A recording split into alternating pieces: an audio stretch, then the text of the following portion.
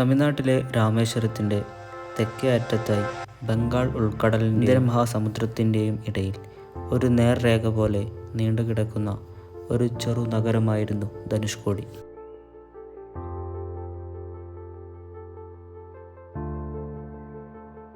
ഏതാണ്ട് 1914 തന്നെ railway station, medical college, post office എന്നിങ്ങനെയുള്ള എല്ലാ ആധുനിക സൗകര്യങ്ങളും ധനുഷ്കോടിയിലുണ്ടായിരുന്നു.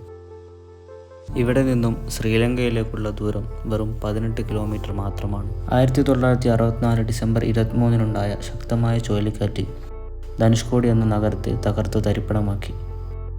അന്ന് ഏകദേശം 1800ഓളം ആൾക്കാരാണ് കൊല്ലപ്പെട്ടത്. 7 മീറ്റർ വരെ ഉയരത്തിലായിരുന്നു തിരമാലകൾ വീശിയടിച്ചത്. പിന്നീട് മദ്രാസ് ഗവൺമെൻറ് ഇവിടെ വാസയോഗ്യമല്ലാത്തതിനാൽ ധനുഷ്കോടിയെ ഒരു പ്രേതനഗരമായി പ്രഖ്യാപിച്ചു. ഇന്നും നിരവധി കുടുംബങ്ങൾ ഇവിടെ താമസിക്കുന്നുണ്ട്. അധികവും ഇതുപോലെയുള്ള ഓലമേഞ്ഞ വീടുകളാണ്. ഇവരുടെ പ്രധാന വരുമാന മാർഗമെന്ന് പറയുന്നത് മത്സ്യബന്ധനവും ടൂറിസവുമാണ്. ഇവിടെ പ്രധാനമായും കണ്ടിരിക്കേണ്ട കുറച്ച് കാര്യങ്ങളിൽ ഒന്നാണ് ലൈറ്റ് ഹൗസ്.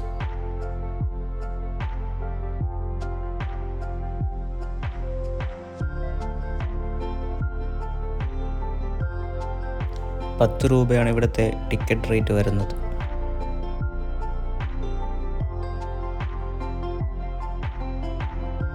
പ്രായമായവർക്ക് ലിഫ്റ്റ് സൗകര്യവും ഇവിടെയുണ്ട്.